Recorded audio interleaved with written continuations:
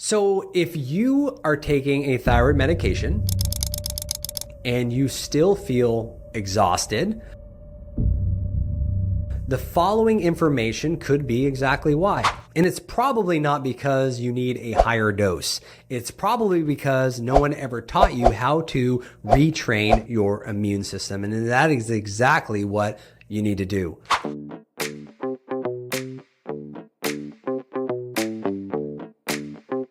Most people with Hashimoto's are told things like your labs are fine, your TSH is normal, let's just increase the dose and see what happens. And then when you recheck your labs and everything's good, you're left to believe that, this is just something that is in your head or something you just have to live with. And that doesn't have to be the case. I'm here to tell you that it's not in your head. Well, most of the time anyway. You are not the problem. Our medical model and our approach to thyroid disease is where the problem exists. In part 1, if you didn't listen to it, we disseminated the idea that Hashimoto's is just a thyroid problem. We know that that is not true. It's an immune system problem. Now we're building the precision playbook because insight without strategy is just intellectual entertainment. And if you're living with this condition, you don't need more information. You need a framework that helps you feel better, one that works. So let's start with the truth that most people don't want to hear. And I hate to break it to you, but it really is the truth. There is no magic supplement. There's no miracle thyroid ratio. There's no single medication switch that fixes everything. Hashimoto's is a systems disorder, which means that treatment must be layered, sequenced, and strategic. If you pull levers randomly, you're going to create noise. If you pull them in the right order, you create recalibration, and that's what we're going for. So step 1 is stabilize the terrain before you change the dose. Most patients want to adjust their dose first. Even doctors, this is the first go-to. Sometimes that's appropriate, but if inflammation is high, if stress signaling is elevated, if micronutrients are depleted, increasing medication often produces temporary improvement followed by a lot of frustration because immune tolerance does not return in a chaotic terrain. So let's talk terrain. Selenium. This is not a wellness trend. It is required for enzymes to convert T4 to T3. It supports glutathione inside thyroid tissue. It protects against oxidative stress. When oxidative stress rises, antigen presentation increases. When antigen presentation increases, immune recognition increases. Not megadosing, it's just efficiency. The thyroid concentrates selenium for a reason. So get it tested. And then you've got ferritin, the quiet saboteur. Ferritin reflects iron stores. Iron is required for thyroid peroxidase, the enzyme that helps produce thyroid hormone. When many women have ferritin levels that are technically normal on their lab, but metabolically fragile, a ferritin of 18 may not trigger a red flag on the paper that you're reading, but what it isn't, it's not robust enough to make you feel optimal. You cannot build hormone efficiency in a depleted terrain. You cannot expect strong T3 signaling without adequate reserves. And correction isn't blind supplementation. It starts by asking why it's low in the first place. Is it from heavy cycles or hormonal issues, gut malabsorption, chronic inflammation, low iron intake? We need to replace intelligently and monitor deliberately. I like to have ferritin levels somewhere between 70 and 150. Below 50, in my mind, is completely insufficient, and above 250 is a red flag of inflammation. And then we have vitamin D. This is immune architecture. Vitamin D directly supports regulatory T cells.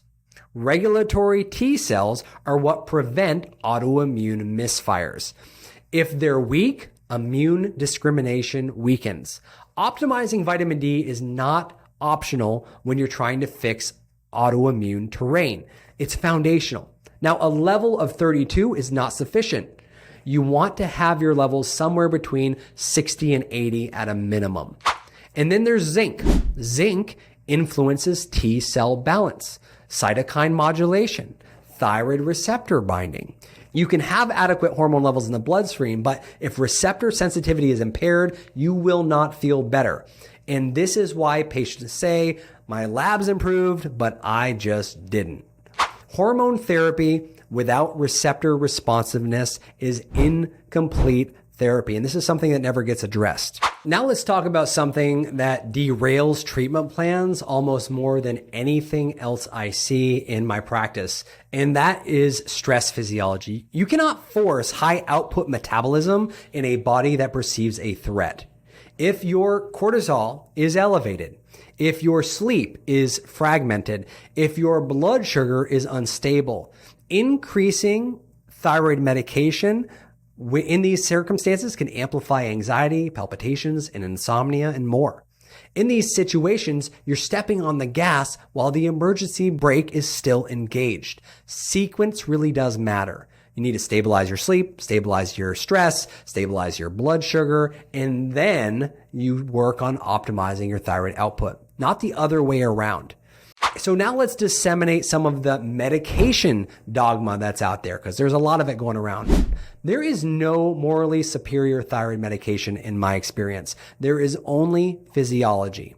There's levothyroxine, T4. It comes in different forms and brands, Thyroid or Synthroid. It's pretty stable, it's predictable, and it's well studied, but entirely dependent on peripheral conversion. If conversion is impaired, raising T4 may raise serum numbers without improving cellular signaling. That doesn't mean that it's wrong and it won't work. It means that context really does matter. And then you got T3 or liothyronine. This is an active hormone. It bypasses conversion and it can improve cognitive clarity, energy, and mood. It's very powerful though. It has a short half-life and it requires precision.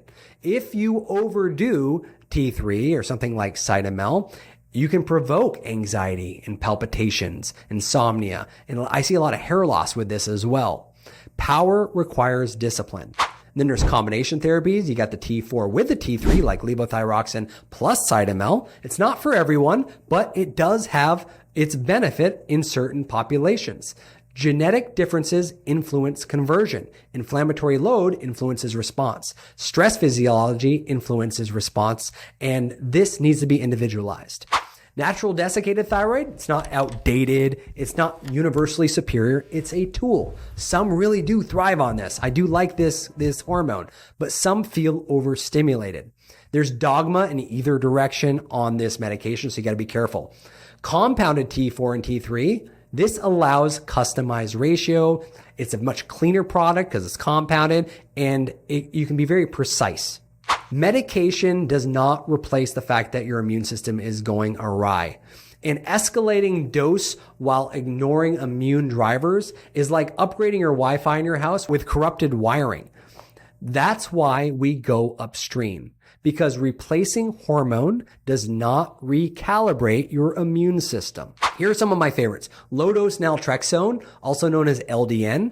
LDN supports immune modulation, and that's key. It can also reduce inflammatory cytokines. It may calm microglial activation, which are essentially the immune cells of the brain, which contribute to much of the brain fog and the confusion and cognitive issues you're probably experiencing.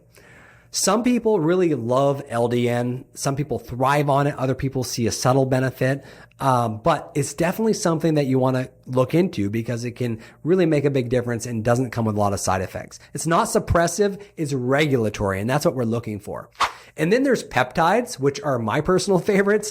One of my favorites is thymosin alpha-1 or TA1. This is where medicine is really evolving. TA1 supports T cell maturation. It supports regulatory T cell activity, and it helps with Th1, Th17 balance.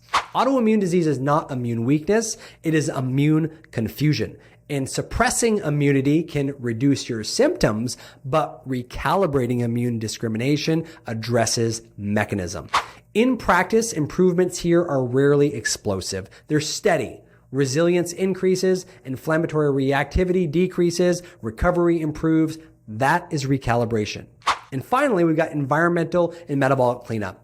You do not need extreme detox protocols. You need signal clarity. Reduce endocrine disruptors when practical.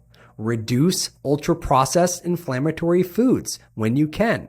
stabilize your blood sugar, support glutathione production, ensure adequate protein intake, support liver conjugation. The goal isn't perfection here. It's reduced distortion. Autoimmunity thrives in noisy environments. It stabilizes when there's clarity. If this feels overwhelming, here is the framework summarized. Step 1, optimize sleep and circadian rhythm. Step 2, get comprehensive testing and stabilize critical values like ferritin, vitamin D, selenium, zinc, and other essential nutrients. Step 3, address your gut. Your gut is key. You need to address your gut, you need to address your blood sugar, and you need to get proper testing. 4, reevaluate thyroid labs and your need for medication once your terrain improves. And 5, consider immune modulation therapies if antibodies remain elevated and symptoms persist. Here is the truth most patients are never told. Hashimoto's is not managed by chasing a lab value. It's managed by restoring regulatory intelligence to the immune system. TSH normalization is a milestone. It is not the destination. You are not failing treatment. Treatment may be incomplete. And that is really important for you to consider. Once you understand that concept, once you stop chasing numbers and you start rebuilding resilience, this is where the magic happens. Because survival is not the goal. Building resilience is the goal.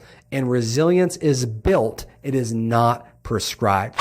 So if you've been told that your labs are normal, but you still don't feel normal, if you're pushing through every day and you're still exhausted and you're foggy and you're frustrated and your doctor isn't listening to you, please hear this. You know, it's not that you're crazy and it's not that you're broken. Hashimoto's is not just a thyroid number. It's an immune system that needs a smarter strategy to healing. I'm Dr. Seth Osgood, and I was trained in functional medicine. I understand medications and I understand the guidelines, but I also understand that there are significant limitations, especially around thyroid disease.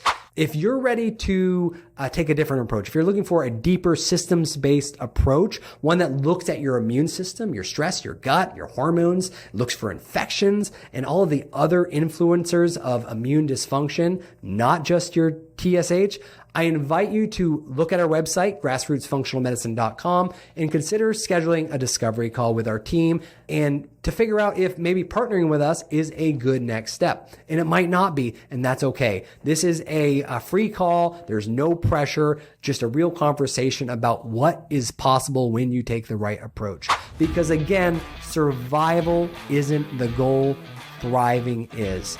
Thank you guys so much for watching. Stay proactive, be your own advocate, and just know internally that healing is possible.